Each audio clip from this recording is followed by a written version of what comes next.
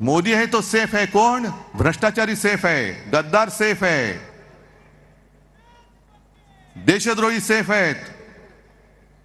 पण राजनाथजी, तुम्हाला आणखीन एक मला प्रश्न विचारतो. तुम्हीच प्रश्न काढताय, उकरताय, म्हणून तुम्ही बोलताय, त्याच्यावरती आम्ही आपलं एक वेगळं जोडपट्टी लावतो. बरं, ठीक आहे, क्षणभर मानलं की डॉक्टर बाबासाहेब आंबेडकरांना भारतरत्न नरेंद्र मोदीजींनी दिलं, फार मोठे त्यांचे ते भक्त आहेत. मग आणखीन एक मला प्रश्न त्यांना विचारायचा आहे की गेल्या काही महिन्यांपूर्वी राज्याचा जो अल्पसंख्याक आयोग नेमला गेला, साधारणतः त्या आयोगामध्ये जे अल्पसंख्य म्हणून ज्यांची नोंद झाले त्या समाजाची माणसं ही आयोगावरती सदस्य म्हणून असतात.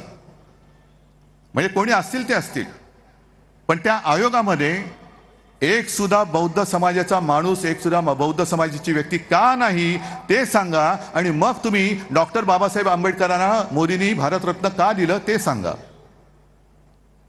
म्हणजे आज सुद्धा तुम्ही त्या समाजाची फटकून वागताय.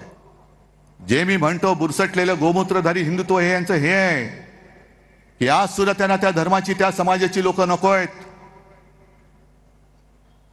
हा संपूर्णपणाने हलकटपणा, हा सहन करण्यासाठी आम्ही तुम्हाला मतं द्यायची. आणि संपूर्ण राज्यात बेकारीचं संकट फार मोठं आहे. एकतर शेतकऱ्याला भाव नाही, बेकारी वाढते. मी 2 दिवसापूर्वी एका सभेमध्ये सांगितलं, तेच या चॅनलवाले समोर आहेत म्हणून पुन्हा सांगतोय की सोयाबीनचे जे शेतकरी आहेत, कापूस पिकवणारे शेतकरी आहेत, त्या सोयाबीन पिकवणाऱ्या शेतकऱ्यांना सांगतोय की जरा एक 8 दिवस थांबा. हे सरकार जाणार म्हणजे जाणार, आपलं सरकार तुम्हीच आणणार आहात.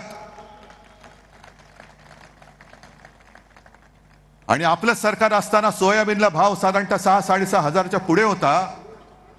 तुम्ही हे सरकार बदला, मी तुम्हाला सोयाबीनला 7,000 रुपये भाव देऊन दाखवतो.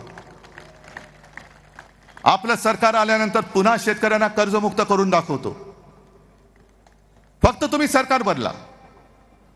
सरकार बदललं तर तुमचं आयुष्य बदलणार आहे, आणि नाही बदललं तर महाराष्ट्राची विल्हेवाट लागणार आहे. पूर्ण महाराष्ट्र नासून टाकायचा यांचा प्रयत्न सुरू आहे. अमित शहा जे बोलले मागे, तरी खरं म्हणजे आज मी बघितलं, कारण आपल्या शिवसेना प्रमुखांचा स्मृती दिन नरेंद्र मोदींनी ट्विट केले की नाही? केले. कारण नसतं केलं तर पंचायत झाली असती, कारण आज राहुलजींनी ट्विट केलेलं आहे